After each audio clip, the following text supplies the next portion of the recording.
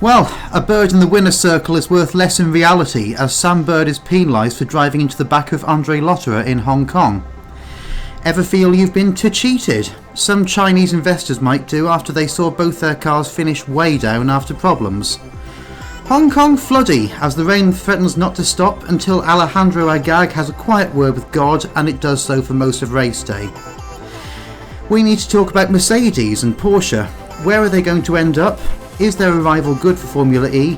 And will Stoffel Vandoorne be any luckier for Mercedes?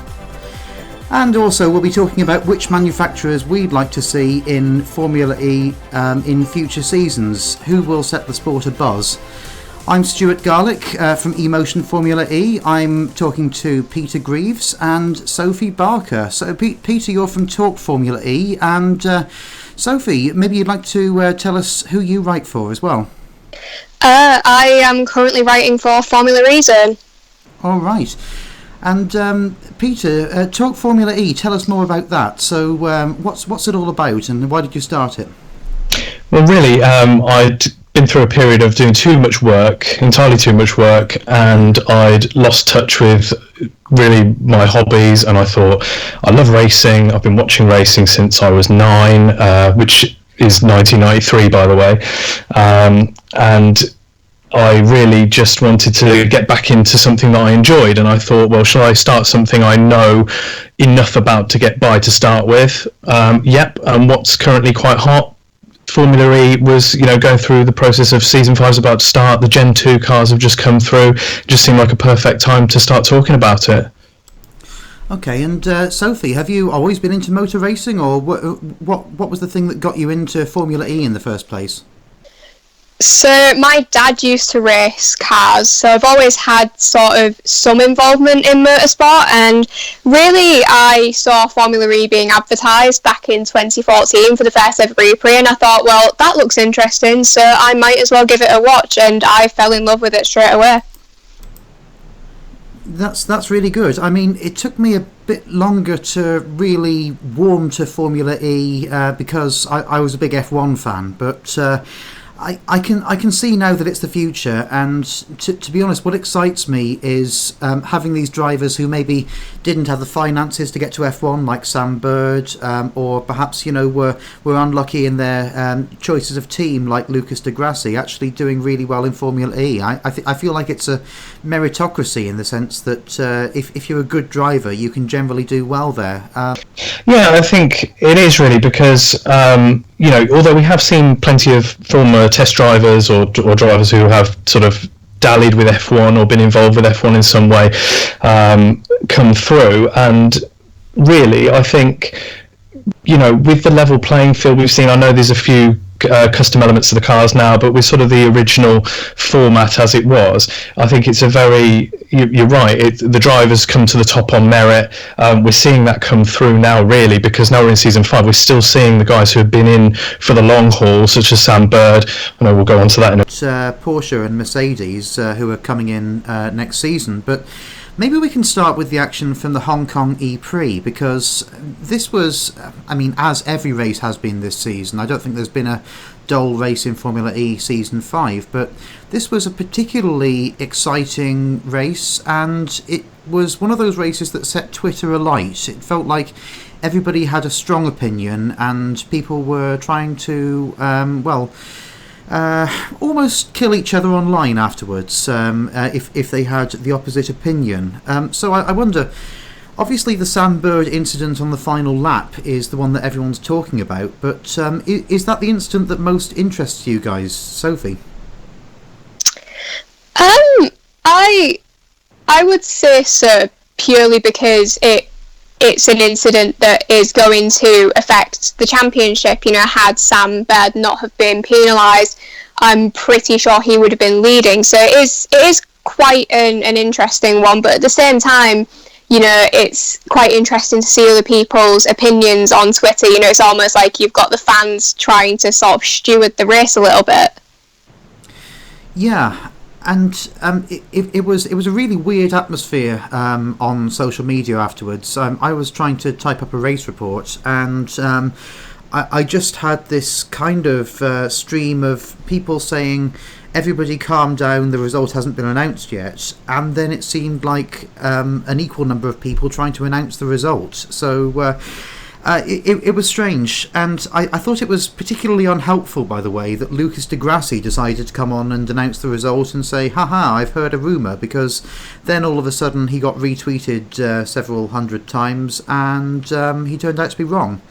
So maybe Peter or Sophie, go ahead. Yeah, I mean, I do a lot of work with drivers in terms of their social media and helping them out with like their PR and their image, and I think as much as it is just a bit of a joke, if you don't quickly enough specify that it is a joke, it will be taken straight out of context and used for those headlines. And I think I did see a few quite reputable motorsport websites announcing the result before anything had even been confirmed. Peter, we'll come to you in a moment, but I'm really interested, actually, now you've mentioned that you manage social media accounts for drivers. I mean, obviously you can't tell me which drivers you manage the social media accounts for, and I wouldn't ask, but if you had a driver who had particularly strong opinions, like a Sam Bird, for example, would you ask him to tone it down on Twitter, or would you just lean into that a bit? It really does kind of depend on what the opinion is about, or what is going to be said. Generally, if I've ever let a driver sort of run wild with their own social media, I've made them check back with me before posting anything, and it really just depends on the scenario. If I think they're going a bit over the top, I'll tell them either, don't post it or to turn it down a little bit. So yeah, it's really scenario dependent more than anything. And which Formula E driver or team has the best Twitter feed right now, do you think? Ooh. Because there's some pretty salty ones, aren't there?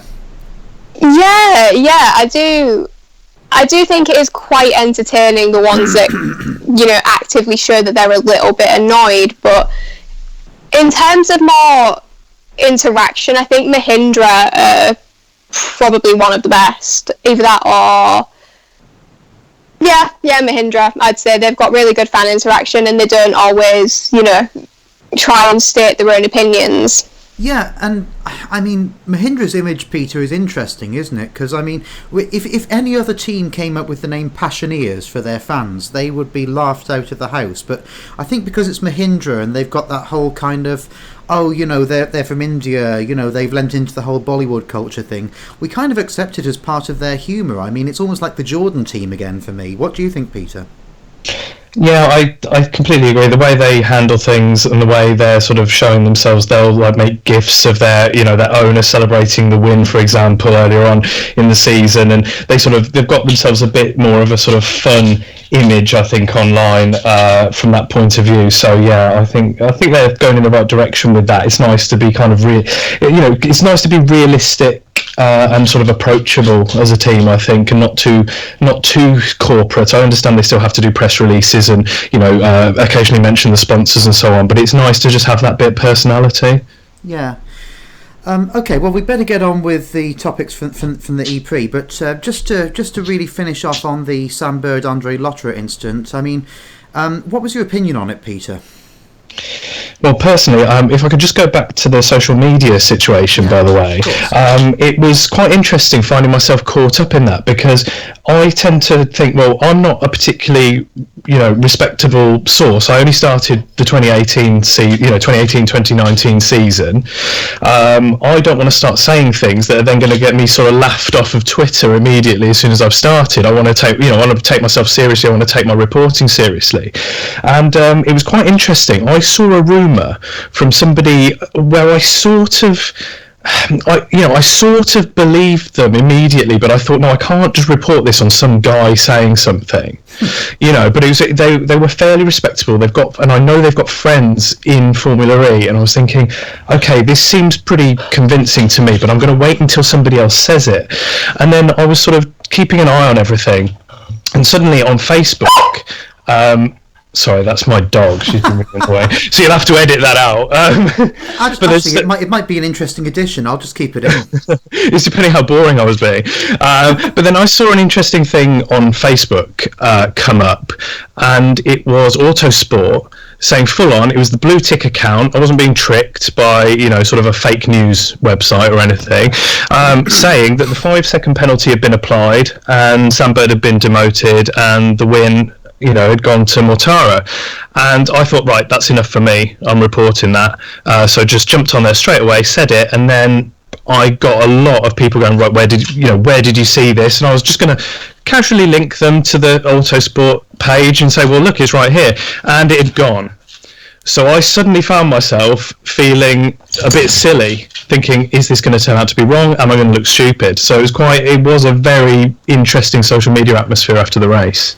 Yeah, and I feel, Sophie, actually, that this Sam Bird incident was a perfect, storm in a teacup example, if you like, of where social media commentators, such as, well, us, I guess, can meet head on with people who consider themselves proper journalists. I refer back to the previous day when WTF1, a guy there who presumably is working from home in England, published an article about the F1 rule changes, and he then got into a blazing row with a German journalist of a couple of decades vintage, who claimed that he didn't understand the processes of F1 and so therefore shouldn't be professing authority. I mean, is this a new problem, the fact that we've got so many now commentators who don't feel that they need paddock passes? I mean, like myself and like Peter. I mean, and is there going to be a time when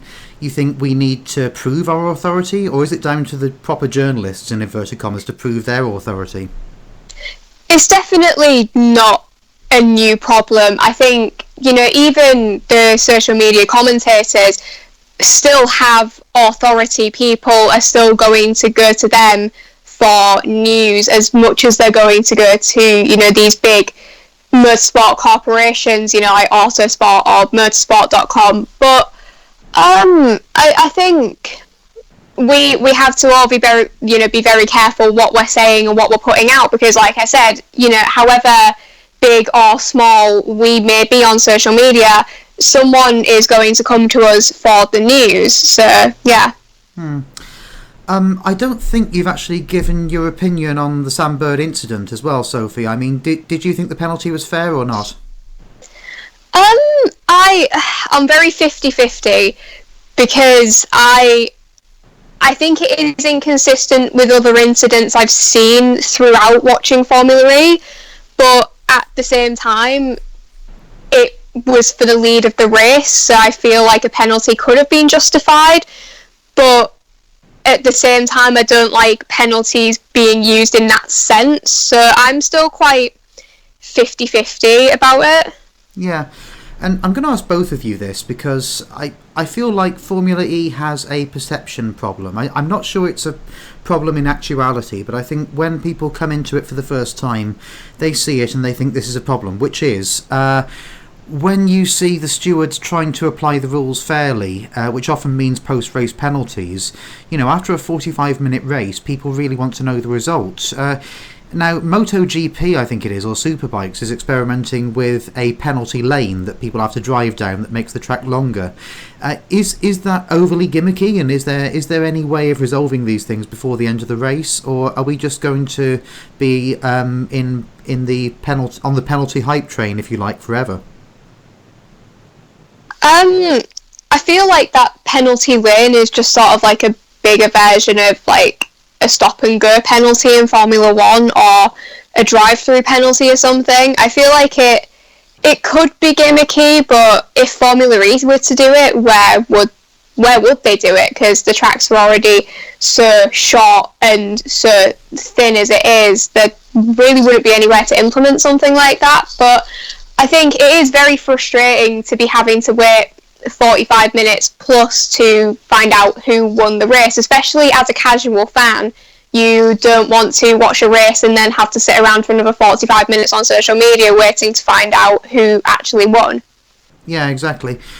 Okay, well, plenty of other topics to talk about, one of which is DS to cheater. Now, Techeetah to me seems to be a team that would make the most out of customer packaging and customer power units and do a better job than the Works team, and it almost seems like they've lost their way now that they've got the Works power unit. I mean, Peter, do you think that do you think that Techeetah is having so many issues just because of bad luck, or is there something deeper about it? And what's happening at that team right now?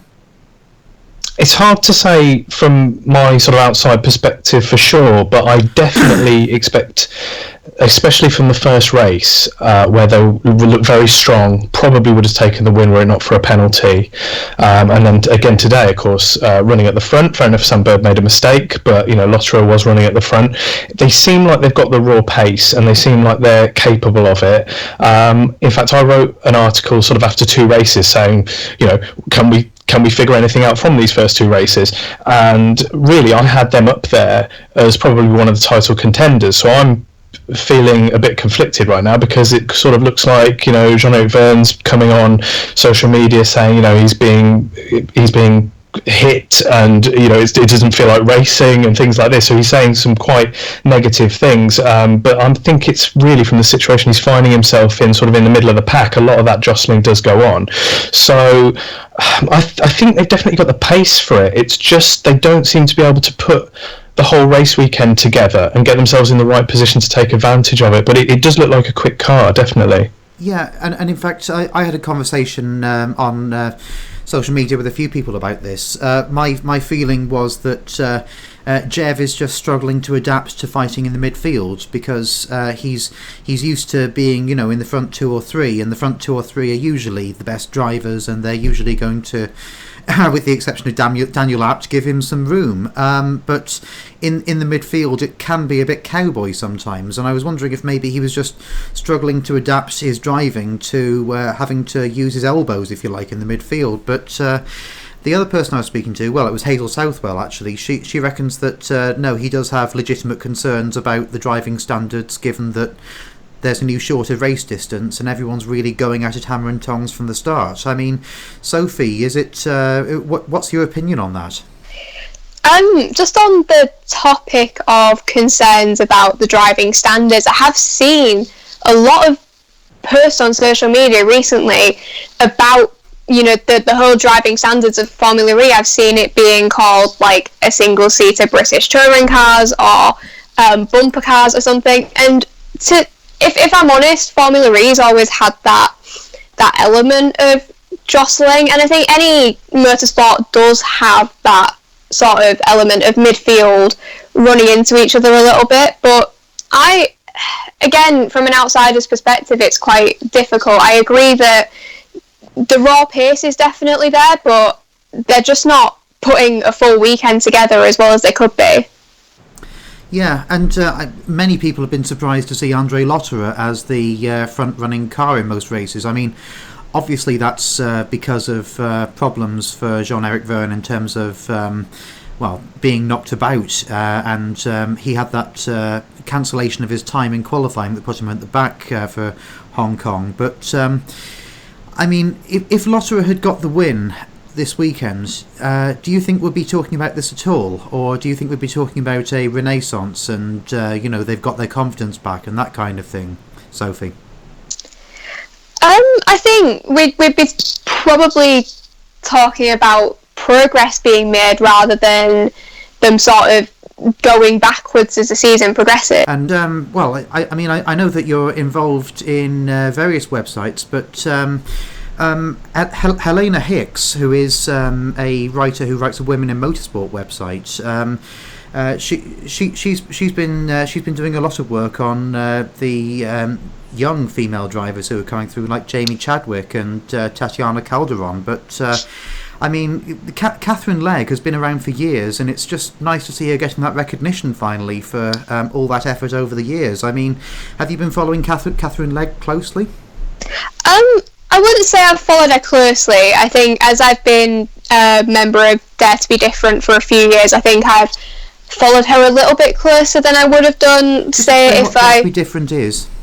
Yeah, so Dare to Be Different is Susie Wolf's initiative campaign to get more women into motorsport, be it in racing or just in any form of behind the scenes roles. And so far, I think it's worked out pretty well. It's helped me to gain more exposure for myself and for what I want to do in the future.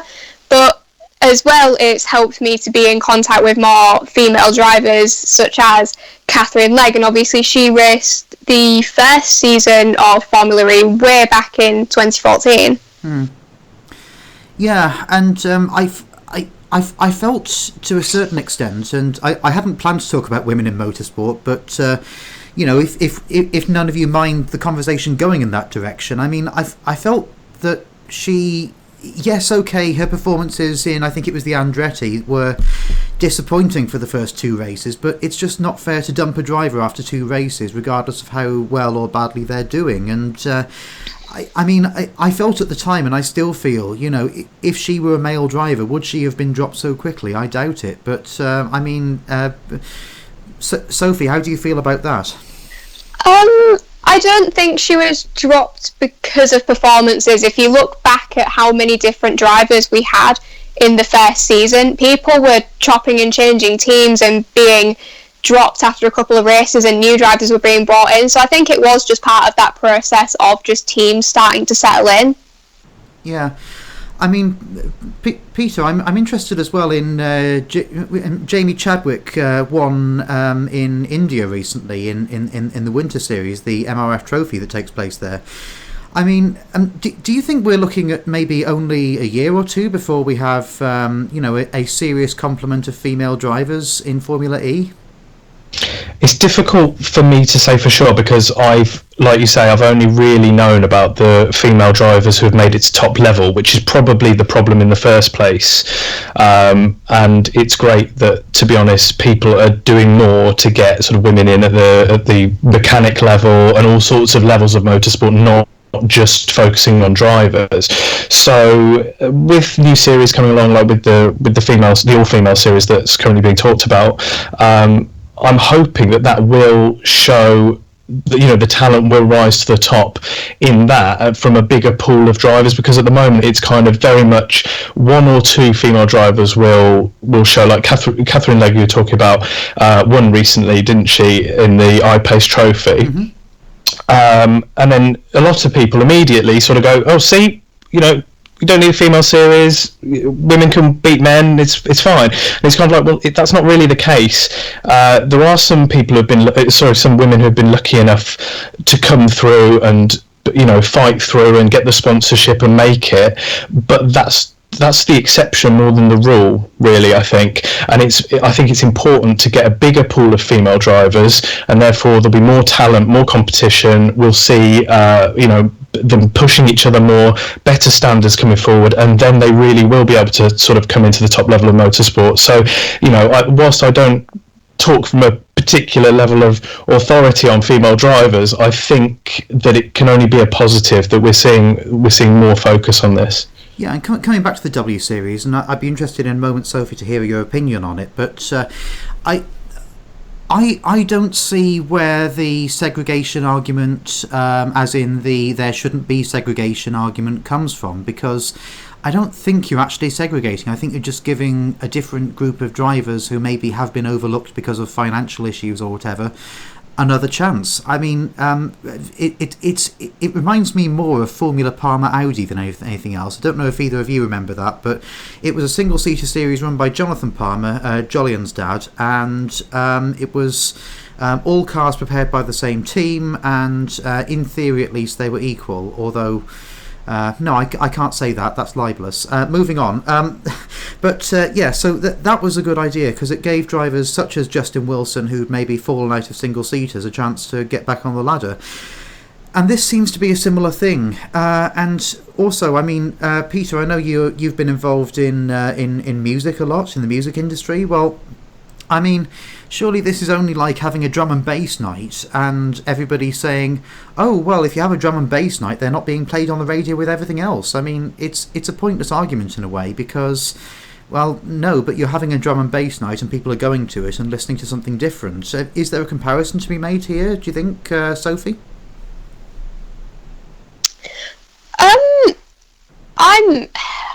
I'm very conflicted about it, as I think in terms of when you're looking at it financially, because there just isn't the sponsorship for women in racing out there, because there hasn't been a woman in top level racing doing very, very well for herself in quite a long time. So the sponsors aren't going to be there, because there is no guarantee that you will be able to see it through to top level motorsport and go on to win championships or dominate a series or something.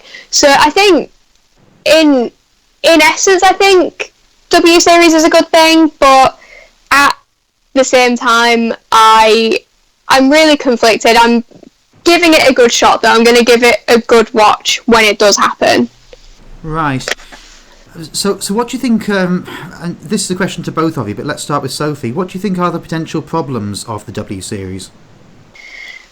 Well, despite how much money you get as the prize, it will fund you into something like Formula 3. After that, you still need sponsors, because to race W Series, you don't need sponsors, you don't need funding. But when you leave, you still need to find those sponsors, because you won't have any, and that money that you get as a prize for winning the series is only going to get you so far. Yeah. Peter? Yeah, I think that's pretty much summed it up. It's I hope it just gains the level of traction and gains the level of interest, therefore, from sponsors who are seeing people come through and thinking these are drivers we can invest in.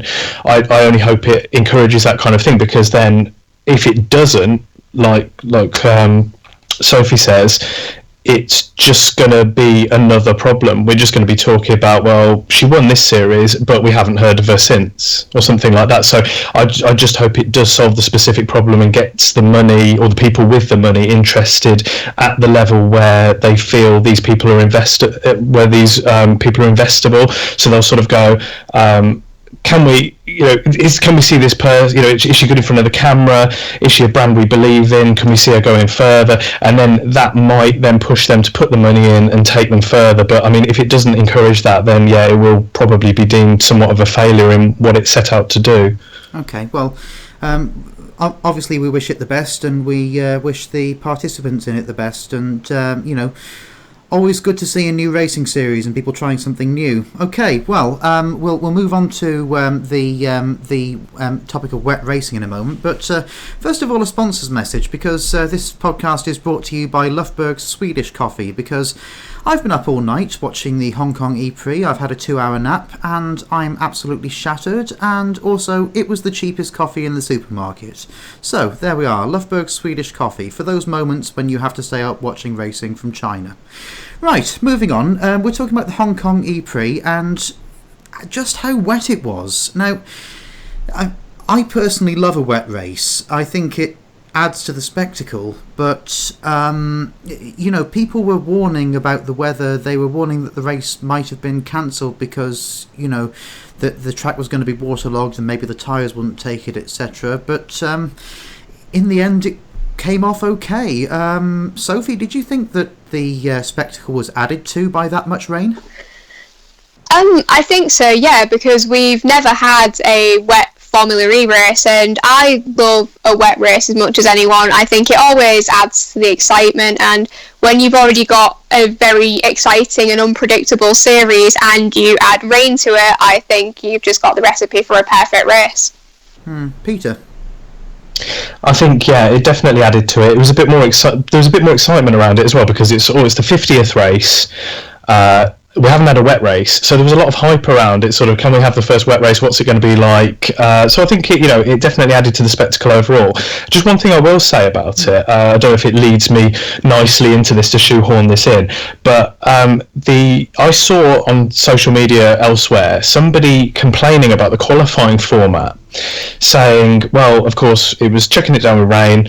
They were trying to qualify, and of course the people who go out on track in Group 4 are clearly at an advantage. But I recall, didn't we have into the pole position, into the Super Pole, we had one from Group 1, 2 drivers from Group 2, 1 from Group 3, and 2 from Group 4. So really, it was still quite well spread, so I don't feel like the spectacle was damaged in any way from that, or the qualifying format sort of suffered too much. I understand maybe on a drying track you may say, well, the guys you send out first are clearly at a disadvantage, and then everybody else will benefit from the tyre tracks left from the drying track. But in the circumstances we had, I think it added to it and mixed the grid up. You know, we had Stoffel Vandoorne on pole position. It made for yet another great race, really, I think. Well, yeah, and also I think the complaints about the 4-group qualifying format have been just that on an improving track, because Santiago, for example, you're going to get the first few cars just brushing the dust off for everybody else, and in Hong Kong, they were cleaning the rainwater off for everybody else. So that's the complaint, but. For me, it actually adds to the spectacle of Formula E, just because we're not talking about Formula 1, something where everybody is supposed to have an equal chance of getting out on the track at any particular time. We are talking about a format where we're trying to equalise things as much as possible, and I think it does equalise things a bit in terms of not quite having a reverse grid, but almost that idea, So if you're driving for Neo, then you have as much chance of getting in Superpole as if you're driving for Virgin or Techeetah. I think it's a good thing, but Sophie, do you have any complaints about the 4-group qualifying format?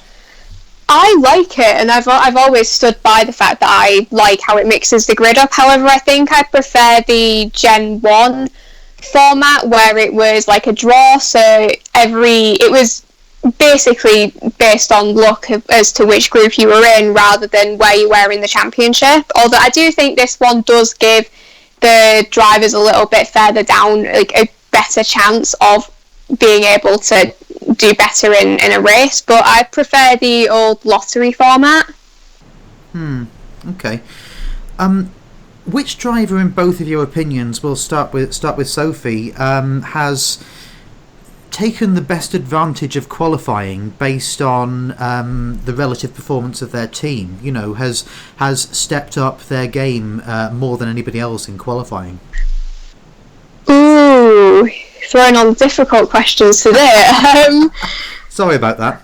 Ooh, see, would you like to go to Peter first? No, I'm fine. Alright, good. I think I would probably say, I don't think he's had to really step up, because I think he was already there or thereabouts anyway, but I'd say probably Sam Bird. In some of the Gen 1 seasons, if I remember correctly, the DS Virgin was not always front-running machinery, and I feel like it's Sam Bird's tenacity that's actually got it there this season, especially now they're a customer team. But Sophie, would you agree with that? Yeah, I do agree. I'm a pretty big fan of Sam. I think he's an incredible driver, but he has that sort of raw grit to make it towards the front in a car that maybe isn't made as a front running car. Peter, how important actually is qualifying, and do you think that there are drivers who actually paradoxically prefer to not worry that much about qualifying because they're just good enough racers? Do you think there's a driver there, I can think of a couple, who maybe are better at taking advantage of their racecraft and just don't worry about qualifying so much? Definitely. I wouldn't go as far to say that they don't necessarily mind where they end up after qualifying, because obviously the closer to the front the better, I think, as far as every race is concerned. But I think you're absolutely spot on that we've seen some great drives coming forward. I think I'm trying to think now. Sam Bird's done it, hasn't he? From the back, he raced. Was that in Mexico? Actually, he came forward there. I can't remember. It might have been. I was struggling to remember the exact details. Yeah. So Sam Bird came. Was it 22nd to 9th or 7th? Was it something like that? Yeah, that was the race where he was asking his engineer to talk to Robin Frins to let him through. Yes, I remember. Yes, so he's certainly managed to do that, and that sort of goes with your thoughts that he's really stepped things up for that team in general this year. I'm trying to think of other people who've come through, but unfortunately I'm struggling now. There have been a couple of cases of it. I'd say Andre Lotterer is the ultimate example of somebody who seems to actually enjoy the boxing match of, you know, getting through the midfield to the front. I mean, he did it in Addiria, and I feel like if the team weren't so desperate to get a car in the points when Jev's had a problem, he'd actually be able to have a bit more fun out there. Yeah, absolutely. And I've just thought of some other situations where it works. It seems to be working the other way. In the initial qualifying, we've been looking at Felipe Massa has placed himself fairly highly. A couple of, I think he break into the top 3 in Mexico as well, and he dropped back. We've seen situations. Oliver Rowland, he made a great start, and he's done that 2 races in a row now. Although it seems fairly unfortunate, he's been more of a victim of unfortunate circumstances, especially with the battery life issue in Mexico. So he sort of dropped back as more of a result of that, and he made a small mistake, I believe, in his attack zone activation the second time around, left himself open to an overtake. So there's certainly drivers it works both ways for. The HWA drivers, for example, were extremely strong this time round in qualifying. I understand Stoffel Vandoorne actually went out with a drivetrain issue, I believe. But again, he's been another driver where he's actually qualified well on a number of occasions this season, and just found himself just dropping back down the order. Now, I think there's a certain amount of blame to be, or not blame as such. We shouldn't judge them so harshly, but I think the team, the car's not quite the full package yet, really. So I think when he finds himself up there, he's got himself there on merit in qualifying, but the car just can't sustain that position for the race. So then it just leaves him open to be dropping back.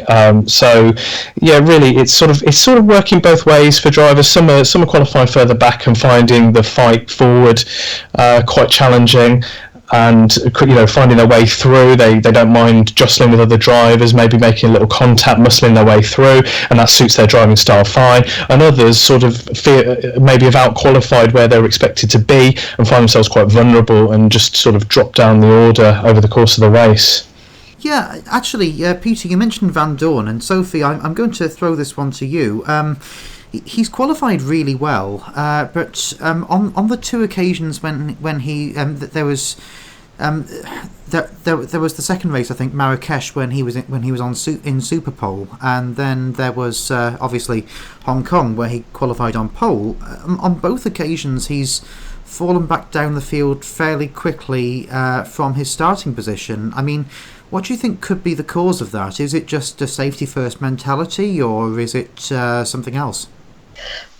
I have a couple of theories about this. I think, for one, he is, relatively still quite inexperienced in Formula E, but how long can you continue to use that almost excuse for him? We are nearly halfway through the season. How long can you continue to say, well, it's because he's inexperienced? If he's able to qualify well, he should probably be able to race well as at the same time. But then again, the car isn't really the full package yet, so I think maybe he's able to qualify well, but the race pace just isn't there. But at the same time, maybe it could also be a knock-on effect from McLaren when he was in Formula 1 that's maybe just affecting his confidence a little bit. Maybe it is purely just a confidence issue. Yeah, and actually, talking about McLaren, I mean, we do try to stick to Formula E, but, it's inevitable because drivers come from Formula 1 that we will mention their Formula 1 form. I mean, I was on Reddit talking about Vandoorne, and somebody made the very interesting point, actually, that in the F1 documentary, he doesn't show himself in a very good light, because in one McLaren driver's briefing, he's the one complaining about the handling, and Alonso's sitting there quietly, kind of only taking part in the discussion when he feels he's got something to contribute. So, although I tend to be quite lenient on Stoffel and say, well, he's learning, this is a transitional year and so on, actually there were times at McLaren when he did look significantly behind Alonso, and that's not a bad thing. But I mean, Is he unlucky, or is it a case of, to quote Bernie Ecclestone, if your driver's unlucky, fire him and find a lucky driver? Sophie? I'm not overly sure. I think in something like Formula One there is really that mentality, because you have to be winning to be able to get more money, because without the money you will lose sponsors and then you won't be able to develop your car properly. But I think McLaren really was just sort of built around making Alonso happy and trying to keep Alonso there for as long as possible. So maybe that could have had something to do with it, but I think from more of a money and sponsor standpoint, because that's sort of what Formula One tends to revolve around, I think it is really if your driver just isn't doing well, the first thing you have to think about is, well, who can we replace them with? Do we need to get rid of them? Yeah. Peter, is Vandoorne a teensy bit overrated by people like me? Well, I think I don't want to speak on your behalf for that. Do you speak quite highly of Stoffel Vandoorne in general? Do you think? I'm afraid I wrote quite a unintentionally glowing article about him last week. Yeah. I did read that. To be honest, I didn't feel it was too biased. I feel it was a fair assessment, because he has.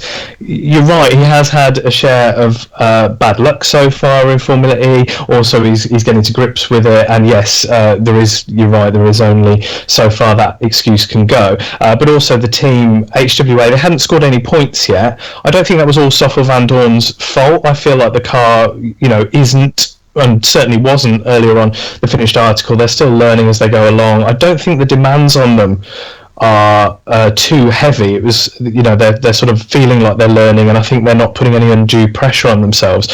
So, maybe that can actually take a little bit of the fight away, maybe, rather than actually if they were piling loads of pressure onto him. But yeah, I think Stoffel Vandoorne is an interesting one, because I think he pretty much won in every formula on the run up to Formula 1, didn't he? He was sort of F4, Formula Renault, GP2, and he was very much, he very much came into F1, fanfare.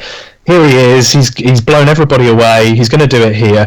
But at the time, I was sceptical about that anyway, because McLaren just weren't performing anyway. So how much can a driver shine under those circumstances?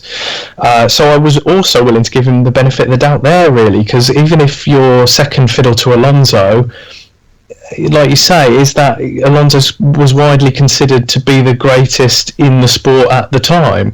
So you think, well, if Vandoorne can't quite live with him, maybe we'll cut him some slack. But I think it is now going to be one of those times. He's left McLaren. He's come to make it on his own in Formula E. He's probably going to be hoping to stay there next season, and the position he's in, he could attract a drive for Mercedes, which may or may not be a good thing, depending on whether they live up to expectations on, say, how they've been performing in Formula 1 recently. But he'll want to be making a name for himself. So really, I think he needs to prove himself this season, definitely. So we're almost halfway through. If he doesn't start showing some stronger drives, or maybe consolidating his qualifying position and keeping himself well into the points, he might well find himself in a bit of trouble. I mean, I would not be shocked, and Sophie, I'd love to know what your opinion is on this, if Vandoorne and Paffett are both retained for Mercedes next season, just because, I mean, I think past glories can only go so far, but Paffett has done fantastically well to come back and win a DTM in 2018 after winning his first one in 2005. So that's a long time to be successful, and I think Mercedes really value sustained success in that way. And as he's had more time in the car, I think he's become a better Formula E driver. I mean, he was Formula 1 level at McLaren, but so I wouldn't be shocked if he stayed, even though his performances, obviously, along with the teams, have been below par. But also, I would not be surprised personally if Vandoorne has some kind of assurance that however badly HWA do, he will be kept on at Mercedes if he wants to stay. I mean, what's your opinion? Do you think both drivers will stay? Do you think one of them will stay? It's difficult to say, but I think what a team like Mercedes are going to look for are experienced drivers, because the worst thing you can really do when you're a new team is bring in two complete rookies who don't know the series. You're not going to be able to consolidate your place properly in the sport, and people are going to doubt you from the off. So I think those two would be good to be retained. I will hope that they are, and hopefully, by Mercedes, by that time they'll have experience in the car. They'll be able to help Mercedes build as a team as well. Yeah, and bearing in mind how HWA are doing, is that any barometer, do you think, for how Mercedes will do, given that they're going to be in even more complexity, given that they're building their own power unit? I mean, in a way, HWA have an easy ride compared to Mercedes because they're using a customer Venturi which has been proven to be quite good. But, what do you think, Sophie? Possibly. I mean, you're not going to come into a new series and suddenly be taking the championship and dominating. So I think it will probably take a while for them to be running probably even midfield, front midfield sort of area. So I think, it could be a scenario where let's say hypothetically, Vandoorne goes there. Vandoorne's going from being able to run towards the front and into the midfield, could be going all the way back to the back of the field again. But it takes time to get used to a series with, especially as you said, a manufacturer that's building their own units. Peter, let's talk about Porsche, because they finally got their car on the track last week with Neil Jarny driving it, the Swiss driver, who also drove their Le Mans prototype. We don't know how fast it was. We don't know how fast they're going to be, but they've taken an entirely different approach there. They're going straight in blind to Formula E, if you like, without a transitional season as a customer team. Do you think that could be the right or totally the wrong approach there? It's a bit of a 50-50 for me. I think the way Mercedes are doing it is very sensible. It's very measured. It's very Mercedes, really, because they're looking to get some facts, figures. They're looking to get some running, testing the cars out, the drivers out. Get a bit of experience in Formula E. And I think that's a great thing to do. Doesn't necessarily mean, like Sophie was saying, it's going to be their own power unit. So it doesn't necessarily mean it's going to translate into anything. But I like to think at least maybe there's going to be some team cohesion or something that's going to have helped them by having that extra season in. But Porsche as well, they've got a great pedigree in racing in general. They've committed to coming into Formula E, which is great. I'm absolutely loving the amount of manufacturers that we're seeing interested in electric racing. It's just fantastic. It's fantastic to see. It's clear where the priorities lie for the future, which is fantastic. But we don't know how fast the car went.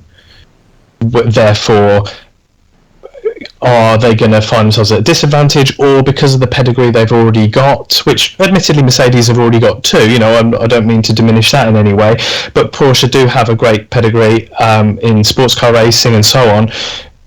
They may find themselves that they already have that belief within the team that they can just hit the ground running. It is a bit of speculation, but I'd like to think that both paths will maybe work for each team in their own way. So, there certainly is a risk with not doing any running beforehand. I hate to digress into Formula One again, but this is kind of what happened with Honda. Admittedly, Honda were restricted even further by the very, very tight testing rules that Formula One has. So it kind of limited them in an extra dimension. It actually makes it a lot harder for a new manufacturer just to come in and be competitive. So I hope maybe Formula E makes that easier, and therefore we may actually see even more manufacturers becoming interested as a result of that, and they may actually use Mercedes and Porsche's success next season as a gauge to whether they themselves want to enter the series. I think we can be easy as well about what we digress into. Feel free to mention any category of racing at all. I was really kind of joking on the whole stick to Formula E thing, because it would be wrong to ignore the elephant in the room, frankly, on occasions like this. But Yeah, it is intriguing for me, at least, that Porsche have abandoned their WEC prototype program, which was really successful, to come into Formula E where they can't build the chassis. So they're entirely reliant on the car livery to present a difference, and on the power unit to be better than the others. That's a big risk for a major OEM, obviously, but. I mean, so, Sophie, when you look at Porsche, who do you think will be the second driver for them? Brendan Hartley looks like most people's favourite, but do you have other names on your cards as to who you'd like to see drive for Porsche? Really, no, I don't. Purely because I don't tend to do too much digging into who could be drivers for the next season, because I think with Formula E, it's quite difficult to tell who could be going where. It's not like Formula 1 where you can quite easily sort of guess who will be where. So I think Brendan Hartley is probably their best bet. He's got a bit of experience in single-seaters. He's been with Porsche before, so I think he would probably be a safe option. And he just seems like such a nice bloke, almost too nice for motor racing, really. I mean, you know, we've seen, as I mentioned, from some of the more salty social media accounts the drivers have done, that they're not all like this. But I mean, from his Players Tribune article, did you guys read the article he wrote when he talked about being dropped by Red Bull last season? Yeah. I mean, what did you think of that? Just in terms of a confessional account of being a racing driver, it really struck home for me as a jobbing freelancer. You know, this idea of not knowing if you'll be employed at the end of the year. It struck home for me. But I mean, did you feel it somehow made racing drivers relatable, Peter? Yeah, I mean, Brendan Hartley's always been one of those drivers who you could sort of tell in interviews and so on. He was very passionate about his own position. He got quite strong. He made some quite strongly worded, or strongly worded for him, interviews last season, where it was clear that he was sort of saying, look, I'm racing for myself now. I'm making what I'm doing is for me, because I think he knew that really that people were out to sort of throw him out of that team, which seemed quite unfair, because really he was mostly the victim of bad luck. I wouldn't ever say that Brendan Hartley sort of showed that he wasn't worthy of being in Formula 1, and he's certainly got the pedigree in other racing series, and race wins. So he was on the cards at age for Formula 1 much earlier in his life. So I think that article cemented my feelings about him, really. I think I already saw him as quite a passionate but honest kind of guy, just going out racing for him. He was always someone quite relatable. I felt he felt quite an ordinary guy, whereas a lot of the other drivers are sort of very well rehearsed corporate machines almost when they come through, and he showed a bit of character, and he was someone I felt sympathy towards fairly early on, because I knew he could cut it, and I knew he wasn't quite having, whether it was fair treatment within the team or whether he was just having more bad luck, it just didn't seem to be going his way. So that article really just sort of cemented my opinion of him, and I sympathise with him, but I wouldn't say feel sorry for him, because I don't think that's what he wanted to get across. I think he just came across as a really honest, nice guy who didn't, he supported his team. He said goodbye to all of his, a bit about him saying goodbye to all of his mechanics after he'd been called in and told he wouldn't be racing next season. That was the bit really where you think, he was just a good bloke. He didn't drop his head. He still went in and proudly sort of said thanks to everybody who'd helped him throughout the season. And I think really, he just showed himself to be a relatable guy. So he'd be a great asset to Formula E, I think. Yeah, so, Sophie, it was a really interesting article, and obviously, I'm a big fan of Brendan, but I mean, you're in the position of actually working with racing drivers now. So, I mean, not just in Formula E, but generally the people you're working with. Who would you say the nice guy racing drivers are, or the nice person racing drivers are these days? It depends, because all drivers have got different attitudes in different scenarios. I think I'm I'm not really sure, if I'm honest, because I don't tend to pay too much attention to drivers sort of away from race weekends, if I'm honest. And is a driver a different animal at the race weekend? Does he suddenly become more focused and just a different person generally? Oh yeah, definitely. I've got quite a lot of friends who are in, low-level single-seaters, and if I ever see them away from the circuit, they're all, fun, jerky, and when they're at the circuit, they 100% are focused on what they're there to do, which is to win, because that is their job, that's what they want to do as a job, and that's what they want to get paid to do in the future. So they are all very focused and a lot more mature when they're at the circuit. Yeah. By the way, I'm going to set up a swear jar for myself, except it's not going to be for when I swear, it's going to be for when I use the male pronoun to denote racing driver. I should have said do they, not does he. My apologies. Anyway, but yeah, I mean, coming back to the new manufacturers, I mean, something else I wanted to talk about is, Sophie, where do you think we can see Porsche being next season? I mean, are they going to be able to fight at the front with their resources, or should we set our expectations a bit lower to begin with? I don't think we should overhype them, purely because you can have all the money and the resources in the world, and that does not mean that you will instantly be racing right at the front, because depending on who they have in the car, they just don't have the experience as a Formula E team, and they might even have, more inexperienced drivers. So really, I would not expect to see them running right at the front. I'd say maybe mid to front of the midfield if I'm pushing it, but I wouldn't have extremely high expectations for them. Yeah. Peter, your thoughts on Porsche, and also where can we expect to see Mercedes next season? Well, you put me on the spot with this one. I think it's very, very hard to say. Of course it is, and I'm going to sort of have that get out clause in case it turns out to be completely wrong. Maybe I should have more conviction, because then I'll look like an absolute genius if I get it right. But I think Mercedes we should probably expect again in the midfield, really. The reason I say that is because of their own technology going into the car, and I think despite the HWA experience, I think that will be good from a sort of race procedure point of view, strategies, understanding the sport, having the team together. But I think from their own technology point of view, and also the fact that the Formula E cars are extremely close together in terms of chassis and everything, it's a very sort of all the cars are very finely balanced and very similar, so we can't necessarily expect them just to rise to the top because of who they are. So I think, midfield, maybe touching on, some decent qualifying performances here and there.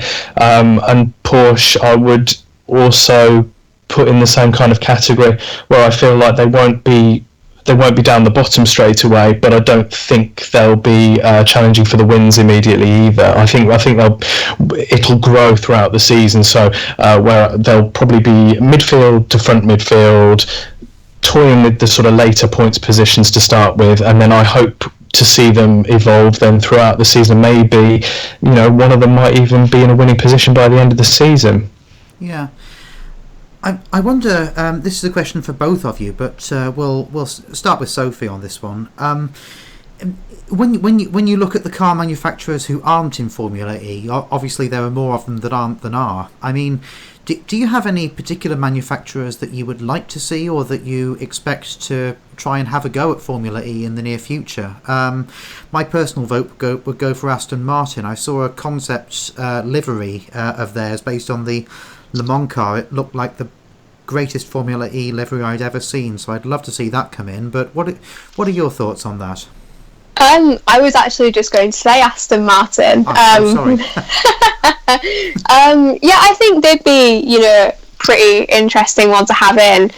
Apart from that, I'm not really sure, because if I think about it in a way of, who would probably have the most money, resources, etc., who would probably be able to give it a good enough go, I would say Aston Martin for definite, yeah. How about you, Peter? Who would be your fantasy Formula E manufacturer? Well, I think I've got a couple, and the realistic nature of one, and then I think one is reasonably unrealistic in the short term, but we never know how things will go, especially with the nature of cars. We'll probably go all electric going forward.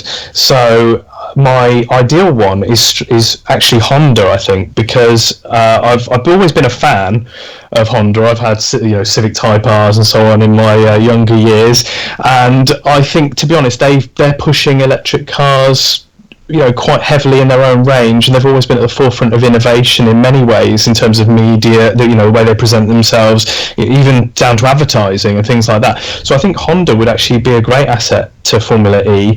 And my second thought would be, it's a little bit obvious, but it would be interesting to see how Ferrari would fare in Formula E. But I feel personally like their presence in Formula E might be compromised somewhat, because in Formula 1 they're sort of the big boys. They've always been there.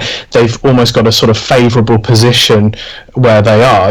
They're very powerful. Whereas if they're brought down to a series where the cars are much more level pegging in terms of technology and everything, and they can't guarantee themselves to be at the front, is that going to be something they're even interested in? Will they feel like they'll tarnish themselves if they're running at the back?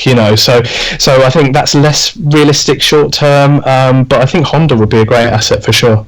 Yeah, I mean, another one I'd love to see, because I think it would transform their image. I mean, they're already doing it in rallying, but I think Hyundai would have made a great Formula 1 manufacturer before the hybrid era. I think that considering they're still, I mean, they're just coming out of that image of making cheap cars for people who can't afford Hondas. But I used to have a Hyundai, and it was a decent little car actually. And I'd love to see them, promoting the Ioniq electric car a bit more, and actually doing so in Formula E. I think it would transform them, and it would also probably mean that Mr. Agag goes to Seoul for a Formula E race, which would be fantastic as well, because there's just something special about Korean culture, and I do my travelling through TV a lot of the time, and I've been really enjoying watching Formula E and looking at the cultures of the various places, and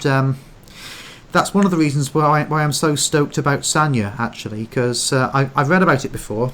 It apparently is a beach resort on the southernmost point of China. I think it's on an island, although correct me if I'm wrong there, and I read somewhere that they get a lot of Russian tourists, something to do with that historic link with the Soviet Union, and there still being a lot of flights down that way. But it sounds like a really cool place, and it sounds like, I think it's about time that Formula E went to another beach resort. Of course, they used to go to Punta del Este in Uruguay back in the day.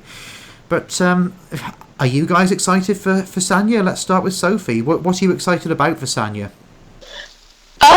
Just the atmosphere. I think the big thing that draws me into Formula E is where the circuits are. They're not in the middle of nowhere like a lot of other purpose-built circuits are. They're interesting, and I think that's the one thing that always drew me in, was always the background just as much as the racing. Peter, do you have any special thoughts about Sanya? Is it good to be going to a new track in a place that, well, most of us, including me, have never seen before?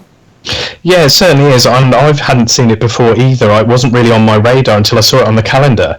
And it's very much kind of, like you're saying, it's a beach resort. It's very much sold like Sochi was sold as Russia. It's kind of it's a summer destination where people like to go. But I understand this also has the Russian connection that you were speaking of before as well. I'll check that after the podcast. I should have checked it before, but that's research anyway. These things happen. We end up probably going off in all sorts of directions, and it's really, I think it's a really good one to look forward to. I think it's going to have some great visuals actually, so I'm really looking forward to it now, whereas whereas maybe before the season I didn't really think much of it. I just saw it as another destination, and now I'm actually pretty excited. I've been looking into it with it coming up. So yeah, it does look like a really good destination. It also maybe the way it's sort of a little built up looks a lot like maybe the Baku kind of setup for Formula One as well, with the sort of towering buildings over there as well. So it's kind of got a bit of Sochi, a bit of Baku about it, and I think it certainly looks very interesting. Yeah, I mean, for me, there's a kind of fascinating otherness to the way that China's being built up, the way that the technology is going, and just the way that they can build these megacities in no time at all. I think it's absolutely stunning to look at some of the things they're doing, and it kind of fits in as well with the technological bent of Formula E. This idea of showcasing new ways of doing things. I think it's fascinating. But I want to thank you so much, guys. At that point, Peter Greaves, would you like to tell us where we can see your work? Yeah, absolutely. At the moment, I'm running a website called talkformulae.com. It's set up to do opinion pieces, blogging, race reports. I've not been quite as active as I would have liked. I've been more active on social media to start with, but this is how things go. And I live tweet as many other people do, but I live tweet during the race as well, because it's nice to sort of stay practiced on that sort of thing. So yeah, I'm the same on Talk Formula E on Twitter. If you want to give me a follow, that'd be great. Fantastic. And Sophie Barker, where can we catch up with you? So you can find a lot of my work over on Formula E Zone, but I also have my own little website blog that I've been running since I was 12, so for quite a while now, which is Sophie on Motorsport at .wordpress.com, if I can get my own username right. I think we should probably explain, because like me being 12, that's a long time ago, but that's not so long ago for you, is it? Well, aren't you 17? But yeah, so you're an aspiring motorsport PR, it says on your Twitter bio. So what would be your ideal job if you could pick anything in the world, motorsport PR wise? Ooh, see, I'm not really too bothered about where I would end up working. Like, as long as it's got wheels and an engine, I'm happy enough to work in it. I'd like to maybe look at WEC, but I think that the main focus would be probably Formula One, but if not, I would be happy to work literally anywhere. Okay, great. Well, I've been Stuart Garlick, and my website is medium.com/e-motion, or you can catch me on Twitter on e_motionfe.